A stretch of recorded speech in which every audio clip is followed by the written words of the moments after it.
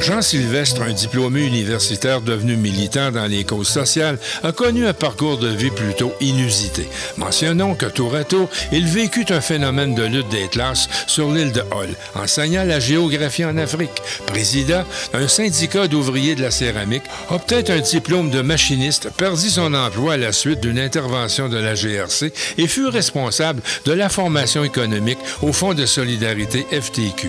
Mais surtout, il fut un des principaux instigateurs du réseau des délégués sociaux, un réseau dont s'enorgueillit aujourd'hui la FTQ. Plus personne ne remet en doute l'aspect essentiel de cette force dans tous les syndicats affiliés à la Vénérable Centrale. Quiconque a connu des déboires pour cause de violence, dépression, alcool, drogue ou autre, sait désormais où trouver de l'aide qui pourra lui permettre de garder son emploi. Retraité, Jean Sylvestre s'est mis à la disposition de la CHAPEM, une OBNL ayant à cœur le logement social dans l'Est et le Nord-Est de Montréal, et dont les réalisations sont abondantes. On parle de 1600 logements pour un actif de près de 100 millions de dollars. Jean Sylvestre, un personnage hors norme, somme toute fort attachant.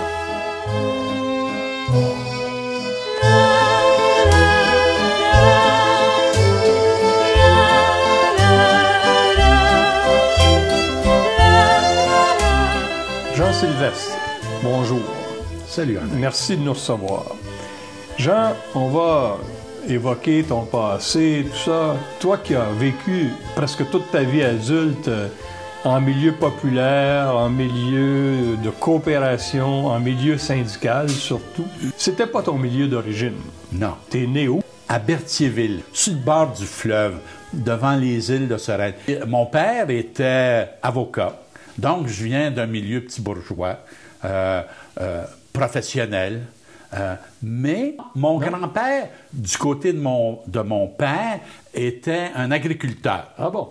Oui. Et puis, du côté de ma mère, c'était des commerçants prospères qui œuvraient dans Berthier. D'accord. Mon père, à ce moment-là, en 1944, au moment de ma naissance, était en campagne électorale. Ah bon? C'était un libéral. Il était candidat? Il était candidat dans Berthier. Avec Godbout. Adélard Godbout, qui était premier ministre. Oui. Et mon père a été élu.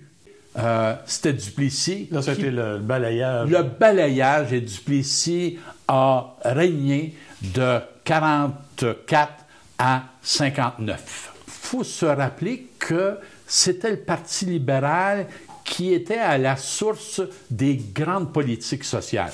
Hein? Oui, Adélard Godbout a créé Hydro-Québec. On peut même qualifier ça de première révolution tranquille. C'était le début de la révolution. Parce qu'il y avait d'autres projets. Il y avait l'assurance maladie, puis tout ça. Ça s'en venait, là. Si Duplessis n'avait pas pris le pouvoir. Exactement. Alors là, il y a eu comme un espèce de recul historique avec l'arrivée de Duplessis. Mon père, à ce moment-là, préconisait des mesures que j'appellerais social-démocrates. Et moi, c'était un peu dans l'univers dans lequel j'ai œuvré. Il était conservateur en termes de culture, là, tu sais, là, les hommes là, les femmes là, et puis... c'est un homme de son temps. C'était un homme de son temps. Ma mère était une femme articulée, combattante, combative, et elle déplorait le fait qu'elle n'ait pas eu accès à l'éducation. Elle a été confinée comme mère de famille et elle a eu 5 enfants, 5 gars. Et toi, tu es le? Deuxième. Mon frère, le plus vieux, est né en 42, moi en 44, puis après ça, c'est en 48. Puis les 2 derniers sont nés dans les années 50 puis 60. Je suis le dernier à être né à la maison, là. Il y avait le docteur Gendron qui était là, puis qui, à un moment donné, au moment où ma mère commençait à avoir les signes d'un accouchement. C'est le docteur Gendron qui a dit, Armand, là, mon père, sac-moi tout ce monde-là dehors, là, ça fumait à pipe, ça fumait le cigare. Tu comprends ça? Ça n'avait pas de bon sens. Alors là, la rencontre électorale a dû se finir là. Puis moi, je suis né là-dedans. Là, tu sais. Alors voilà un peu, je suis le fruit d'une campagne électorale qui était victorieuse pour mon père. À ce moment-là, les députés avaient des salaires de misère, là, tu sais. Alors, mon père était pas riche, loin s'en faut. C'est le fait des professionnels qui avaient pas beaucoup d'argent, mais ils avaient accès à des marges de crédit. Ah oui. Tu comprends-tu? Alors, mon père, toute sa vie, a utilisé les marges de crédit pour nous nourrir, pour nous envoyer au collège, pour nous envoyer à l'université. Parce qu'à ce moment-là, il n'y avait pas de bourse. Là. Non. Tu sais? Alors, c'est un peu ça qui s'est passé. Parce que pour mes parents, l'éducation devenait extrêmement importante et c'était les premiers signes de la promotion sociale. Au niveau de la famille, on a tous fréquenté l'université. Mais avant ça, à la petite école, par exemple, c'est la petite école publique, comme tout le monde, puis tes copains ne sont pas nécessairement des fils d'avocats ou de médecins. Pas du tout. Mais pas du tout. Mon père était le seul avocat. Hein, tu sais. Et puis, il y avait un médecin. Puis, alors, mes amis, c'était du monde qui était dans la classe ouvrière. Les fils d'ouvriers, les fils d'agriculteurs. Les fils d'ouvriers, puis c'est ça. Puis moi, je voyais pas de différence à ce moment-là. Là. Tu sais, j'avais des amis, puis c'est tout. Puis on avait du fun. Puis il y en avait des enfants dans ce temps-là. Là. Tu comprends-tu? Puis on allait dans Berthier de façon tout à fait libre.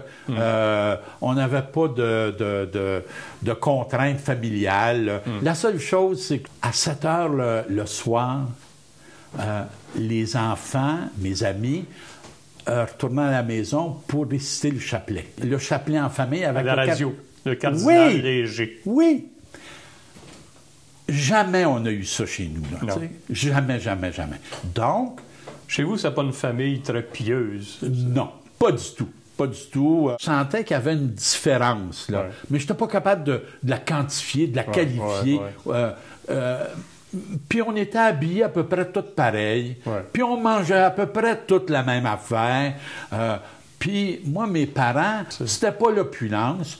Puis c'était aussi ouvert à tout le monde. Tous nos amis arrivaient, parce que, tu comprends-tu, on était 4-5 enfants, là. Alors, on avait des amis de tous les âges, puis ça venait jouer dans la cour, puis tout ça, là, tu sais. Donc, il n'y avait pas de séparation de classe sociale, là. On était tous en même place. Puis à la fin de tes études primaires, là, tu t'en vas au collège. Collège classique. Ah, là, tu as une différence de classe. Oui, monsieur. C'est clair. Parce que là, tu as plus de fils d'avocats, de médecins. Quasiment exclusivement. Je m'en vais au collège à Ottawa avec Pierre-Paul Geoffroy, avec des amis. Je m'en vais à Ottawa. Mon père voulait que j'apprenne l'anglais. C'était un collège classique, mais à Ottawa, c'était les Oblats qui gérait tout ça. C'était le début de l'Université d'Ottawa. Les 2 premières années, je vais là, mais ça va pas pantoute mon affaire. Puis là, mes parents me disent, bon, ben là, tu vas te rapatrier, puis on va aller t'inscrire au séminaire à Joliette. C'est là où mon père avait étudié, puis il connaissait tous les curés qui étaient là, puis tu sais, il y avait comme une ouverture là-dessus. Alors là, je me retrouve en méthode à Joliette. Je vis pas ça très, très bien, là. Tu sais, là, spontanément, je me retrouve avec du monde qui sont aussi comme moi, en réaction, un peu rebelles. C'est là où je rencontre Plume Latraverse, c'est là où je rencontre Georges Casavant, puis c'est là où je rencontre plein de gens qui sont tout le temps à la marge. Une anecdote, tu sais, là, le collège était comme ça, puis il y avait l'évêché qui était juste à côté. Hein? Ça collait. Ça collait. Puis à un moment donné, on a composé une petite chanson, puis on est allé chanter ça un peu accidentellement, mais je ne sais pas si c'était un acte manqué, en dessous de la fenêtre de Monseigneur. Puis, la chanson... C'est toi? C'est avec... Plume la Traverse, c'est Georges Casavant, puis une couple d'autres. Là. Puis là, on commence à chanter « Si Monseigneur avait des bosses, ça ferait un maudit beau chameau. Si Monseigneur avait des gosses, ça ferait un maudit beau maquereau. » C'est sûr. Tu sais, là, puis la chanson « Si Monseigneur avait des bosses, si Monseigneur avait des bosses, ça ferait un maudit beau chameau, ça ferait un maudit beau chameau. » Puis on l'a répété, puis à un moment donné, l'évêque ou son auxiliaire a entendu ça, puis il nous a identifiés, puis tout de suite, on est allé en punition. Puis là, mon père a été convoqué. Jeannot, il dit « T'es mis à la porte du collège. » Ça fait que, ouais, là, j'ai dit « C'est pas drôle, là. » Mais il dit « J'ai négocié pour que tu puisses finir ton année au mois de juin. » Ça fait que... J'ai fini l'année au collège de Joliette au mois de juin. Ça, je pense, c'était en belles lettres. Puis là, il était question que j'aille au collège, un collège plus répressif. Moi, j'ai dit non, moi, j'aimerais mieux apprendre l'anglais à Ottawa. Puis mon père dit, bon, c'est correct, là, tu sais, va à Ottawa, si tu peux t'en sortir. Il commençait à trouver que ma délinquance était... Puis surtout que mes frères avaient des excellents résultats. Puis, eux autres, ils coulaient mieux dans le moule. Ils coulaient mieux dans le moule. Moi, je coulais mes cours, puis eux autres, ils coulaient mieux dans le moule.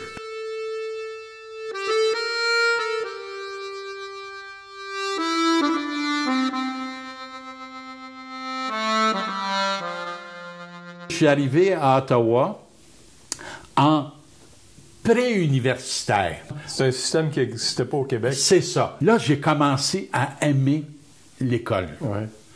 Puis, vraiment, là, j'avais des bons résultats. Moi, l'histoire économique, tout ce qui s'appelait là, humanité, ça me convenait parfaitement, là, tu sais. Alors, à Ottawa, je choisissais mes cours, puis ça a bien été. Puis, la deuxième année, je suis allé en sciences politiques. Et là, sciences politiques, ça commençait, André, là. On était 30 dans la faculté, toutes les années, tu sais, comprises. Alors là, c'était un lieu de débat, de réflexion. Puis les profs, là...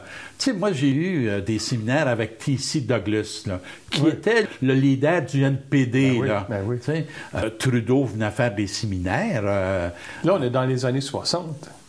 Oui, en 62, 63. C'était pas des profs, c'était des chargés de cours, là. Puis eux autres, ils aimaient ça parce que ça les mettait en lien avec... les nouvelles techniques, puis la réaction des jeunes, puis tout ça. Je réfléchissais, puis on avait à ce moment-là des débats à la cafétéria. C'est là où moi j'ai appris plein de trucs, là. Et c'est là où il y a eu les premiers cours sur le marxisme. C'est là où Henri Lefebvre, qui était un marxiste français, est venu un an à l'Université d'Ottawa. Puis j'ai découvert cet univers. Puis il y avait le prof André Vachet, pour qui j'ai vraiment... Tu sais, des fois, tu te demandes, là, ouais, y a-tu des profs qui ont marqué ta vie? Mais moi, je peux te dire que oui. C'est des profs qui ont marqué ma vie dans la mesure où ils m'ont fait comprendre l'organisation sociale, l'organisation politique, l'organisation idéologique, puis économique, qui m'ont fait prendre conscience des différentes classes sociales qui existaient dans notre société. Et c'est là où j'ai pris conscience de l'analyse de classe, d'une part. Puis d'autre part, on se retrouve à la fin des années 60, André. Et c'est là où je prends conscience des luttes de libération nationale. Des années 60 jusqu'aux années 65, 66, 67. C'est là où il commence à avoir des écrits là-dessus. Frantz Fanon, par exemple. Ah oui. Moi, ça m'a été, là, tu sais, Dominique Pire, dans les années 60, tu sais, qui était un Dominicain français, puis qui avait écrit des livres sur la paix. La paix entre peuples, la paix entre classes sociales. Tu vois autre chose que l'idéologie dominante des années 50, soit au début des années 60. Là c'est là qu'on éclate. Le nationalisme québécois se situe maintenant dans une perspective plus progressiste et non pas seulement de conserver les vieilles valeurs.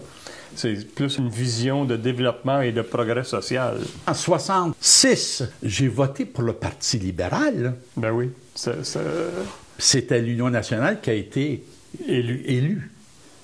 Mais le Parti libéral, à cette époque-là, c'est le parti de la Révolution tranquille. Il venait de faire la nationalisation de l'électricité. Exactement. Mis sur pied plein de choses. Puis il y avait tout un programme de mesures sociales qui, dans le fond, puis là-dessus, tu as raison de dire, le Parti libéral, dans les années 60, véhiculait des grandes revendications, entre autres du mouvement syndical du début du siècle, sur l'éducation, sur les soins de santé, sur les services publics et les services sociaux.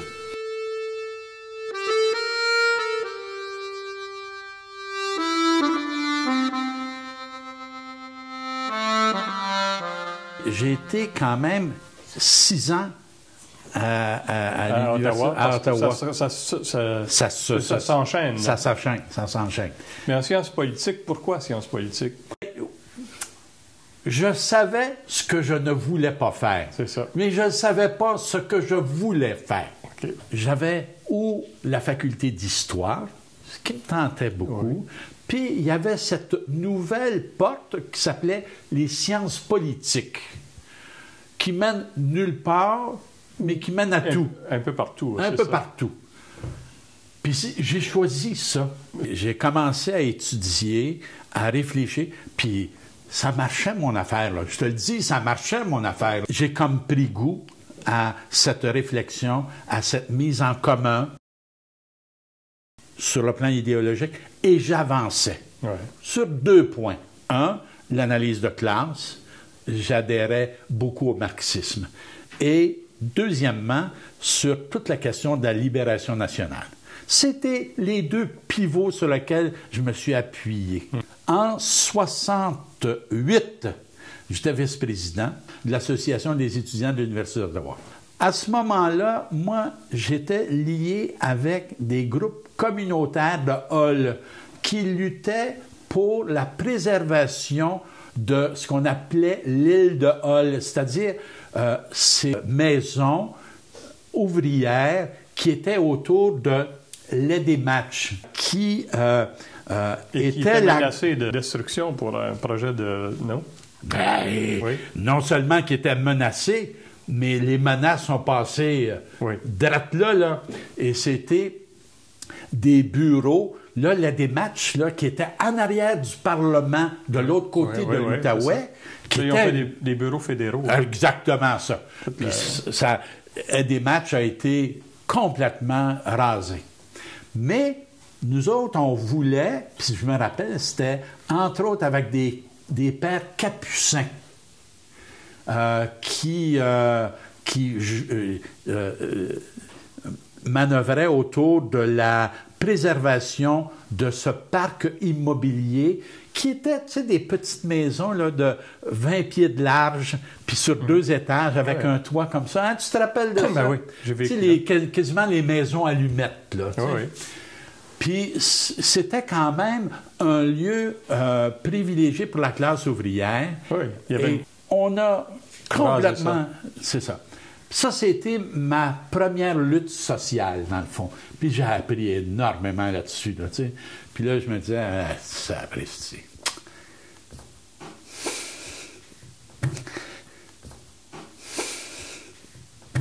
Cette expérience-là a été... a marqué... non seulement t'a marqué, mais a influencé la suite des choses. Ah, c'est clair. c'est clair. D'une part, ma participation au niveau du syndicalisme étudiant. Puis à ce moment-là, là, c'était... Mais en 68. C'est ça. Mais tu comprends-tu, là? On accueillait les Draft Dodgers américains. On s'associait aux grandes révolutions étudiantes françaises puis allemandes. Ben oui. Puis on les recevait. Puis nous autres, on avait de l'argent, là, tu sais, oui. l'association étudiante, là. Fait que on Vous faisait... des leaders C'est étudiants. Ça, exactement. Ce furent des gestes conséquents par rapport à mon orientation politique puis à mes choix. Parce qu'à un moment donné, tu continues en sciences politiques, tu fais une maîtrise. C'est fin 68, là. Ouais. Là, j'ai mon bac, puis après ça, je fais ma scolarité de maîtrise. C'est là où est arrivée l'idée de SUCO, le Service universitaire canadien Outre-mer. Puis là, je me suis dit, hey, ça serait une bonne affaire, ça. Moi, là, je n'étais jamais sorti, là, tu sais, de Berthier, puis le plus loin que j'étais allé, c'était à Ottawa, puis à Old Orchard. Non, mais c'est vrai, là. Puis dans le fond, là, tu regardes tout le monde des années 60, là, tu sais, des Québécois francophones, là, il n'y en a pas gros qui sont allés au-delà des frontières, là, tu sais, là. Puis là, je me suis dit, bon, là, j'ai pris contact avec Suco. Puis là, à ce moment-là, j'avais une blonde. Puis je dis, je l'ai convaincue. Ta blonde était à l'université avec toi? Oui, c'est ça. Elle était en sciences économiques. Puis j'avais l'Afrique en tête. Ouais. Je me dis, quand elle me déniaiser, elle va me déniaiser. Puis c'est surtout tout le courant de décolonisation. Puis dans le fond, moi, là, je me prenais pour un Che Guevara, puis je me disais, il faut mettre mon épaule. Non, mais c'est... Ah oui. Je ris, là, un peu, là.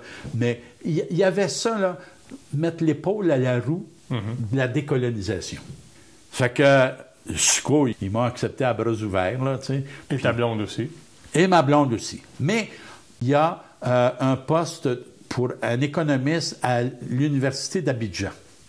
C'était une université qui était contrôlée par les Français, m'a dit une affaire, contrôlée pas à peu près. Et quand ils ont vu arriver une Québécoise, ils ont réagi, puis ils l'ont placée dans des cours inoffensifs un peu, là, tu sais. Ah bon? Elle était toujours un peu à l'écart. Mais moi, ça, c'était pas avec SUCO, ça, c'était avec le ministère de l'Éducation du Québec. De l'Éducation. Elle était la première coopérante québécoise à aller en Afrique. Mais moi, je restais avec SUCO. Puis là, j'ai dit, avez-vous un poste d'enseignant à Abidjan, en Côte d'Ivoire? Puis ils ont trouvé tout de suite une place là, à l'école Notre-Dame dans Trècheville, qui est le quartier populaire. Oui. Puis je suis allé là, j'ai été 2 ans là, à enseigner l'histoire puis la géographie humaine. Ah bon? J'aimais ça. Mais j'apprenais autant que les enfants, là. Et c'est là que j'ai appris à articuler, puis c'est là où j'ai appris à parler plus fort, parce que j'avais des cours, il y avait 80-90 enfants, là. C'était pas des cours de 20-25 enfants, là. Au début, je parlais pas très fort. Il n'y avait pas de haut-parleur. Il n'y avait pas de haut-parleur, il n'y avait rien, là. C'est là que tu t'es développé un haut-parleur personnel. C'est vrai. Puis, au bout d'à peu près 3-4 jours, là, je m'aperçois qu'il y a quelque chose qui ne marche pas. Là. Ils ne me comprennent pas.